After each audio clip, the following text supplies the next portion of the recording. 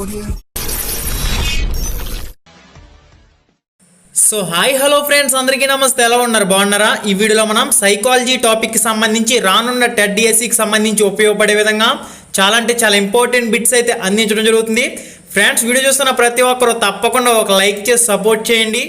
ప్రతి ప్రశ్నకి కూడా 30 సెకండ్ల టైం గ్యాప్ అయితే ఇవ్వడం జరుగుతుంది. ఈ టైం గ్యాప్లో మీరు ఏం చేయాలంటే మీ ఆన్సర్ అనేది క్వశ్చన్ నెంబర్తో పాటుగా కామెంట్ చేస్తూ ఉండాలి. ఈ విధంగా మీ టెస్ట్ అనేది ముందుకు వెళ్తూ ఉంటుంది. మరి ఇంకెందుకు ఆలస్యం, టెస్ట్ అయితే స్టార్ట్ చేద్దాం. మనకి మొదటి ప్రశ్న, ముఠా దశ అని పిలువబడే దశ ఏంటని చెప్పేసి మనకు ప్రశ్న అయితే ఉంది. ఉత్తర బాల్య దశ, కౌమార దశ, పూర్వ బాల్య దశ, శైశవ దశ. మరి మీ ఆన్సర్ అనేది కామెంట్ రూపంలో కామెంట్ చేసి తెలియచేయండి క్వశ్చన్ నెంబర్తో పాటుగా.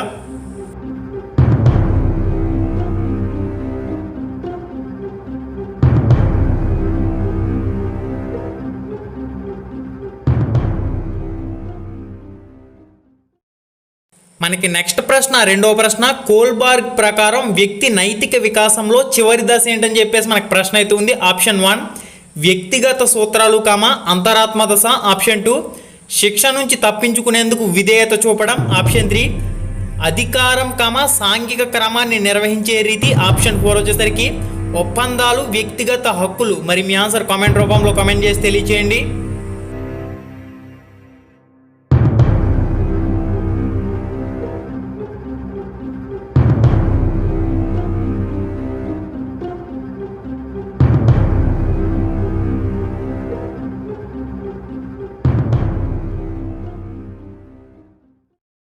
మనకి తదుపరి ప్రశ్న, మూడవ ప్రశ్న, వ్యక్తి యొక్క సంఘటిత ప్రవర్తన నమూనాలకు కారణభూతమైన సంజనానాత్మక నిర్మాణాలను జీన్ పియాజే ఇలా పిలిచేవారని చెప్పేసి మనకు ప్రశ్న అయితే ఉంది.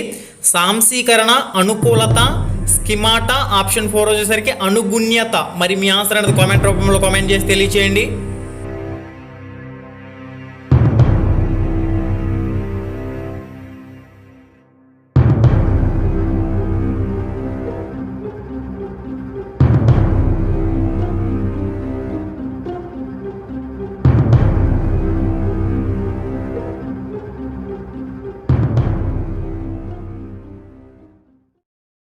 మనకి తదుపరి ప్రశ్న, నాలుగవ ప్రశ్న, డిఫరెన్షియల్ ఆప్టిట్యూడ్. డిఫరెన్షియల్ ఆప్టిట్యూడ్ పరీక్ష అందలి సహజ సామర్థ్య పరీక్షల సంఖ్య ఎంత ఏంటని చెప్పేసి మనకు ప్రశ్న అయితే ఉంది. క్లియర్ 4 ఆప్షన్లు అయితే ఉన్నాయి. మీ ఆన్సర్ అనేది కామెంట్ రూపంలో కామెంట్ చేసి తెలియచేయండి.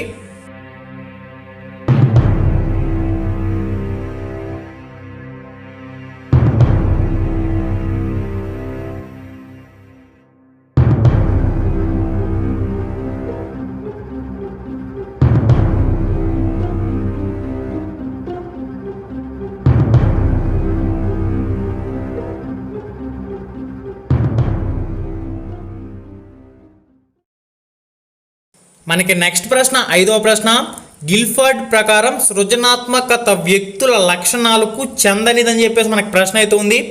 దారళత, అసమ్యత, సహజత్వం, పునర్నిర్వచనం. మరి మీ ఆన్సర్ అనేది కామెంట్ రూపంలో కామెంట్ చేసి తెలియచేయండి.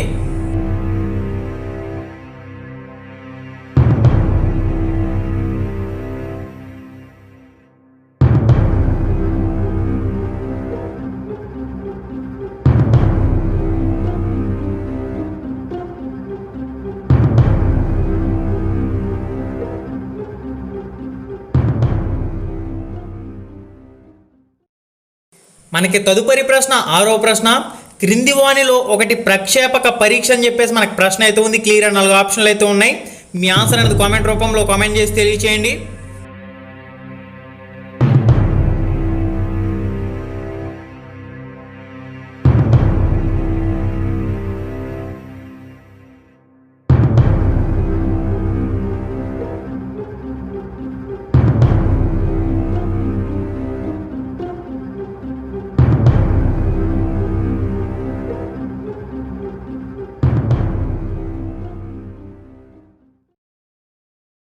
మనకి తదుపరి ప్రశ్న, ఏడవ ప్రశ్న, గోల్మాన్ ప్రకారం ఇతరులను అర్థం చేసుకోవడం అనే నైపుణ్యం ఉద్వేగాత్మక ప్రజ్ఞల్లోని క్రింది విశేషానికి చెందినని చెప్పేసి మనకు ప్రశ్న అయితే ఉంది. సాంఘిక పరిచయం, స్వయం పరిచయం, స్వీయ నిర్వహణ, సంబంధాల నిర్వహణ. మరి మీ ఆన్సర్ అనేది కామెంట్ రూపంలో కామెంట్ చేసి తెలియచేయండి క్వశ్చన్ నెంబర్తో పాటుగా.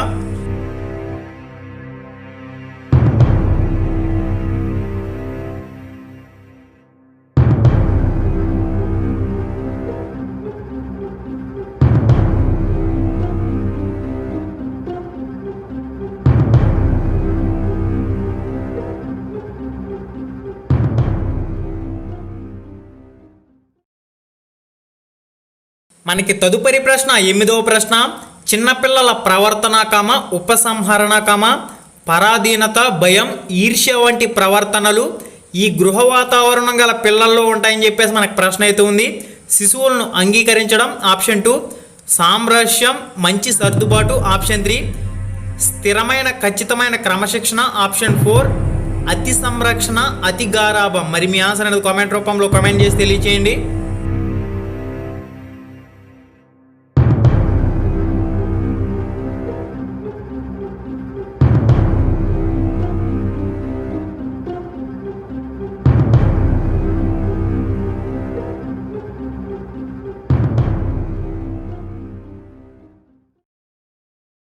మనకి నెక్స్ట్ ప్రశ్న 9వ ప్రశ్న, వ్యక్తి తనలోని లోపాలను ఇతరులకు ఆపాదించడం అనేది ఈ రక్షక తంత్రం అని చెప్పేసి మనకు ప్రశ్న అయితే ఉంది.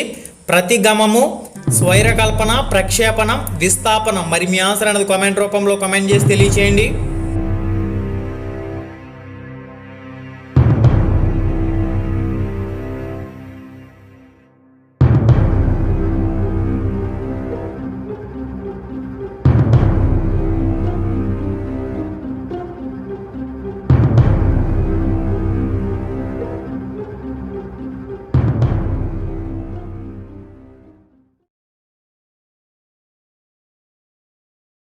మనకి నెక్స్ట్ ప్రశ్న 10వ ప్రశ్న, తన కొత్త బట్టలు పాడవుతాయనే భయం వల్ల పరుగు పందెంలో పాల్గొనకూడదన్న పిల్లవాడు పాల్గొన్న ప్రతి వారికి బహుమతి ప్రకటించడం వల్ల పందెం పట్ల ఆకర్షితుడవ్వడంలో సంఘర్షణ ఏంటని చెప్పేసి మనకి ప్రశ్న అయితే ఉంది.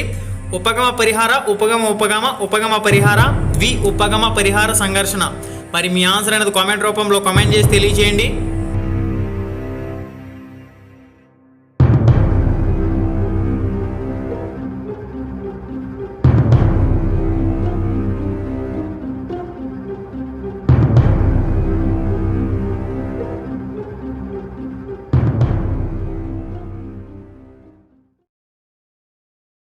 మనకి తదుపరి ప్రశ్న 11వ ప్రశ్న, సర్దుబాటు గల వ్యక్తి యొక్క లక్షణం ఏంటని చెప్పేసి మనకు ప్రశ్న అయితే ఉంది. ఆత్మన్యూనత ఆప్షన్ 2 వచ్చేసరికి, ఉద్వేగ అస్థిరత ఆప్షన్ 3 వచ్చేసరికి, మంచి మానసిక ఆరోగ్యం ఆప్షన్ 4, అవాస్తవ దృక్పథం. మరి మీ ఆన్సర్ అనేది కామెంట్ రూపంలో కామెంట్ చేసి తెలియచేయండి.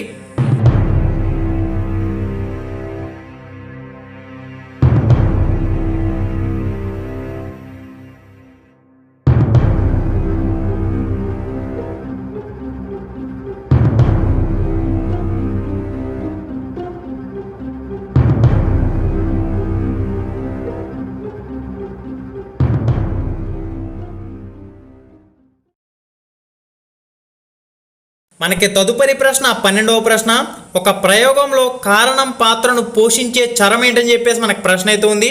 పరతంత్ర చరం, స్వతంత్ర చరం, జోక్య చరం. ఆప్షన్ 4 ఏ చరము కాదు. మరి మీ ఆన్సర్ అనేది కామెంట్ రూపంలో కామెంట్ చేసి తెలియచేయండి క్వశ్చన్ నెంబర్తో పాటుగా.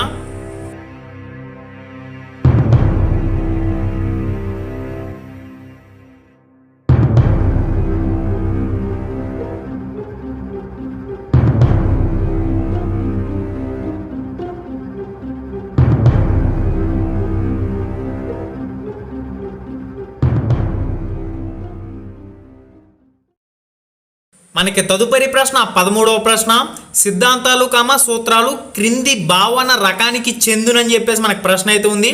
సంయోజిత భావన ఆప్షన్ 2, వియోజిత భావన ఆప్షన్ 3, సంబంధిత భావన ఆప్షన్ 4, సరళ భావన. మరి మీ ఆన్సర్ అనేది కామెంట్ రూపంలో కామెంట్ చేసి తెలియచేయండి.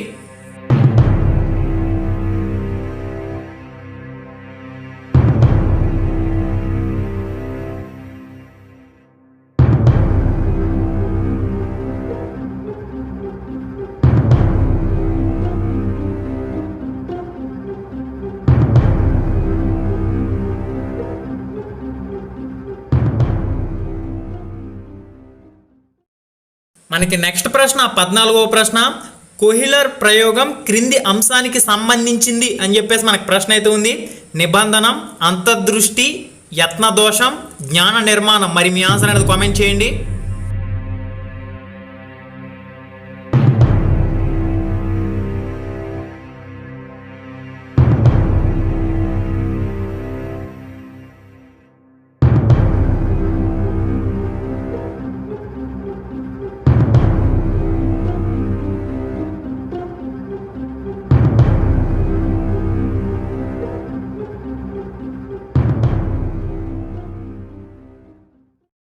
మనకి నెక్స్ట్ ప్రశ్న 15వ ప్రశ్న, అనుకరణ క్రింది అభ్యసన సిద్ధాంతానికి మూలమని చెప్పేసి మనకి ప్రశ్న అయితే ఉంది. సంజనానాత్మక అభ్యసనం, కార్యసాధక అభ్యసనం, నిర్మాణాత్మక అభ్యసనం, సాంఘిక అభ్యసనం. మరి మీ ఆన్సర్ అనేది కామెంట్ రూపంలో కామెంట్ చేసి తెలియచేయండి.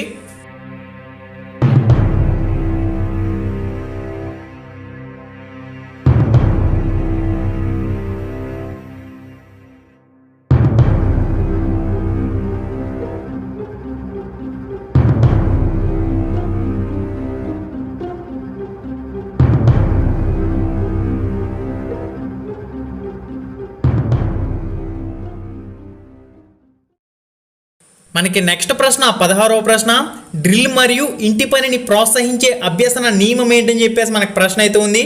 సంసిద్ధత నియమం, అభ్యసన నియమం, ఫలిత నియమం, అవరోధ నియమం. మరి మీ ఆన్సర్ అనేది కామెంట్ రూపంలో కామెంట్ చేసి తెలియజేయండి.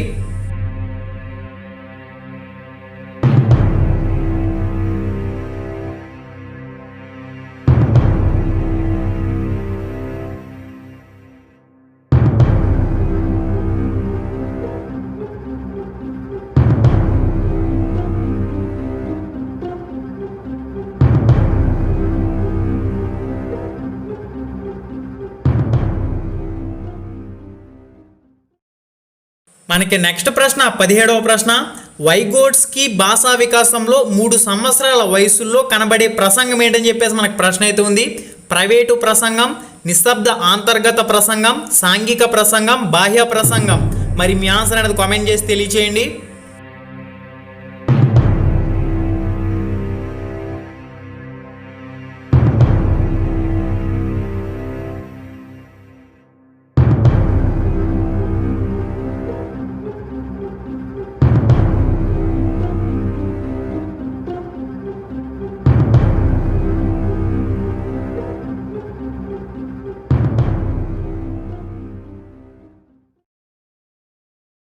మనకి తదుపరి ప్రశ్న 18వ ప్రశ్న, మనకి చాలా అంటే చాలా ఇంపార్టెంట్ ఇది.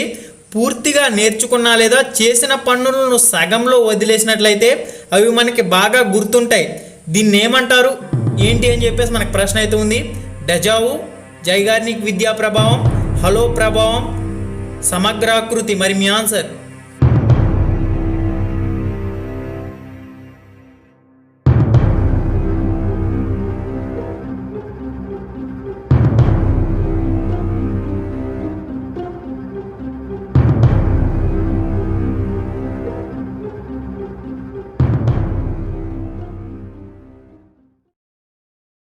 మనకి నెక్స్ట్ ప్రశ్న 19వ ప్రశ్న, ఏ విధమైన ఆధారం లేకుండా తొలుత నేర్చుకున్న అంశాన్ని గుర్తుకు తెచ్చుకునే స్మృతి ప్రక్రియ రకం ఏంటని చెప్పేసి మనకు ప్రశ్న అయితే ఉంది.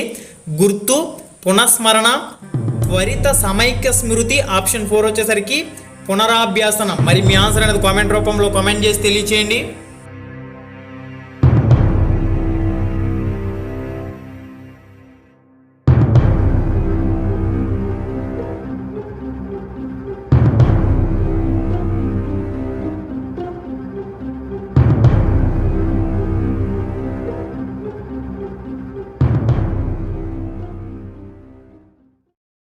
మనకి నెక్స్ట్ ప్రశ్న 20వ ప్రశ్న, కొత్తగా నేర్చుకున్న అంశం గతంలో నేర్చుకున్న విషయాలకు పునఃస్మరణకు ఆటంకం కలిగించడాన్ని ఇలా పిలుస్తారని చెప్పేసి మనకు ప్రశ్న అయితే ఉంది.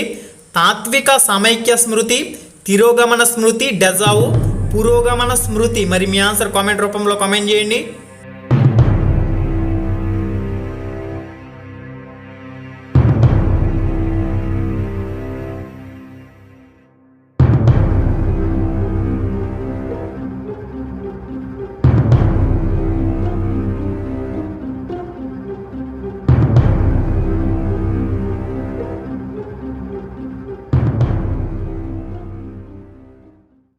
మనకి తదుపరి ప్రశ్న 21వ ప్రశ్న, ఒక పరిస్థితుల్లో నేర్చుకున్న విషయం వేరొక పరిస్థితుల్లో అభ్యసనాన్ని అవరోధపరిస్తే లేక తగ్గిస్తే దాన్ని ఇలా కూడా పిలుస్తారని చెప్పేసి మనకు ప్రశ్న అయితే ఉంది.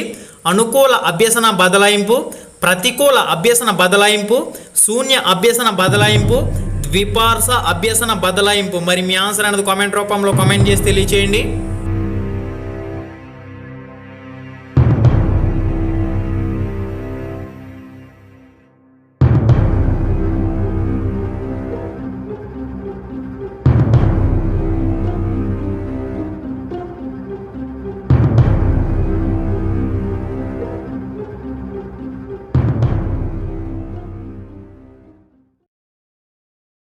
మనకి నెక్స్ట్ ప్రశ్న 22వ ప్రశ్న, ఒక కృత్యాన్ని నిర్వహిస్తూ విద్యార్థి బోర్ ఫీల్ అయితే అది క్రింది దానికి చిహ్నం అని చెప్పేసి మనకు ప్రశ్న అయితే ఉంది. క్లియర్ 4 ఆప్షన్లు అయితే ఉన్నాయి. మీ ఆన్సర్ అనేది కామెంట్ రూపంలో కామెంట్ చేసి తెలియచేయండి.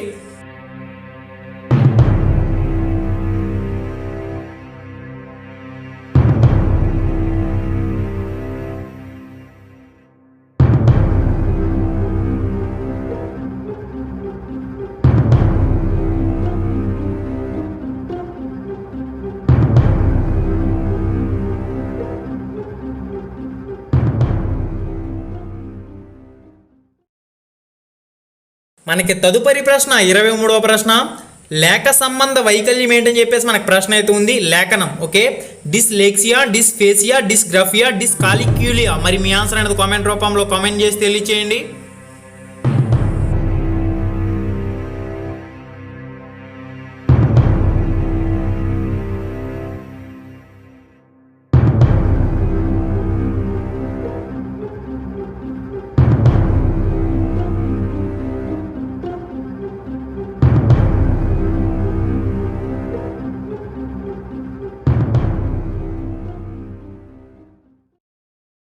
మనకి నెక్స్ట్ ప్రశ్న 24వ ప్రశ్న, బోధన ఫలవంతం కావటానికి ఉపాధ్యాయుడు అనుసరించవలసింది ఏంటని చెప్పేసి మనకు ప్రశ్న అయితే ఉంది. పాఠ్యపుస్తకాలు మాత్రమే బోధనా వనరులుగా ఉపయోగించడం. ఆప్షన్ 2, పాఠ్యాంశ బోధనకు ఉపాధ్యాయ కేంద్ర పద్ధతిని అనుసరించడం. ఆప్షన్ 3, మూల్యాంకనాన్ని తరగతి గది కృత్యాల్లో మాత్రమే పరిమితం చేయడం. ఆప్షన్ 4, విద్యార్థుల విభిన్న అవసరాలను గుర్తిస్తూ బోధనా పాఠ్య ప్రణాళికను రూపొందించి అమలు చేయడం. మరి మీ ఆన్సర్ అనేది కామెంట్ రూపంలో కామెంట్ చేసి తెలియచేయండి.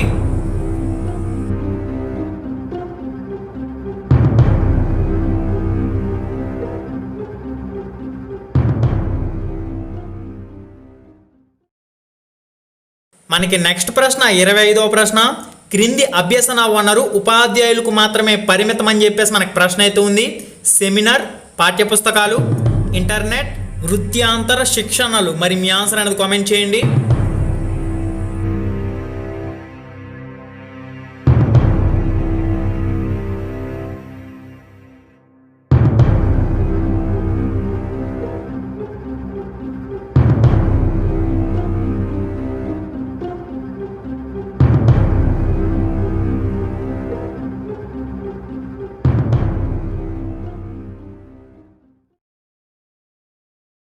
మనకి నెక్స్ట్ ప్రశ్న 26వ ప్రశ్న, సరైన ప్రవచనాన్ని ఎంపిక చేయండి అని చెప్పేసి మనకు ప్రశ్న అయితే ఉంది. క్లియర్ 4 ఆప్షన్లు అయితే ఉన్నాయి. మీ ఆన్సర్ అనేది కామెంట్ రూపంలో కామెంట్ చేసి తెలియచేయండి.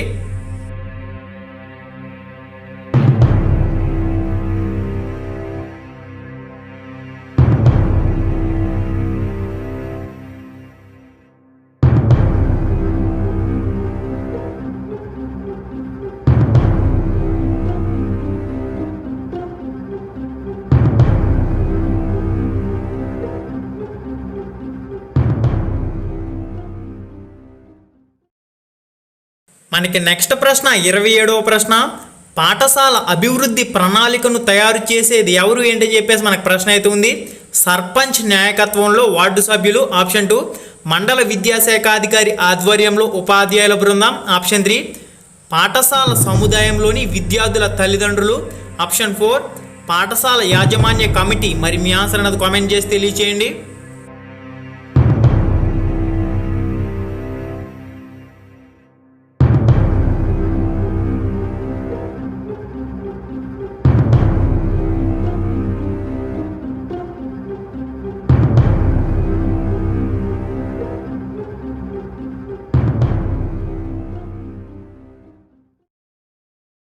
మనకి తదుపరి ప్రశ్న 28వ ప్రశ్న, నిర్మాణాత్మక మూల్యాంకనంలోని రాత అంశాలకు ఇవ్వవలసిన భారత్వం ఎంత ఏంటని చెప్పేసి మనకు ప్రశ్న అయితే ఉంది. 25 మార్కులు, 20 మార్కులు, 15 మార్కులు, 10 మార్కులు. మరి మీ ఆన్సర్ అనేది కామెంట్ రూపంలో కామెంట్ చేసి తెలియచేయండి.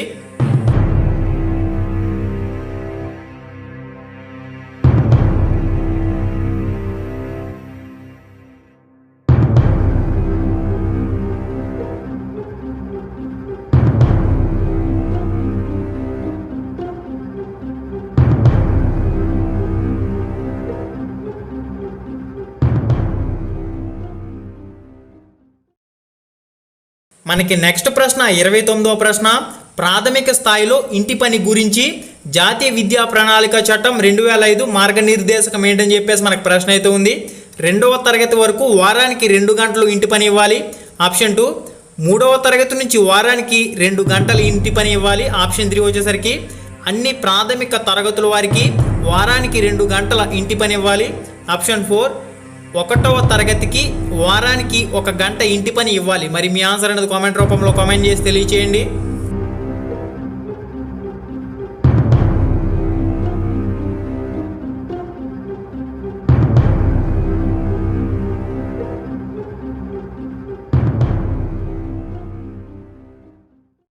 మనకి తదుపరి ప్రశ్న 30వ ప్రశ్న. పాఠ్యాంశాలకు నిర్దేశించబడిన నియమాలు ప్రణాళికలు పొందుపరచబడిన విద్యా హక్కు చట్టం 2009లోని భాగం ఏంటని చెప్పేసి మనకు ప్రశ్న అయితే ఉంది. అధ్యాయనం 1, అధ్యాయనం 3, అధ్యాయం 8 షెడ్యూళ్ళు. మరి మీ ఆన్సర్ అనేది కామెంట్ రూపంలో కామెంట్ చేసి తెలియచేయండి.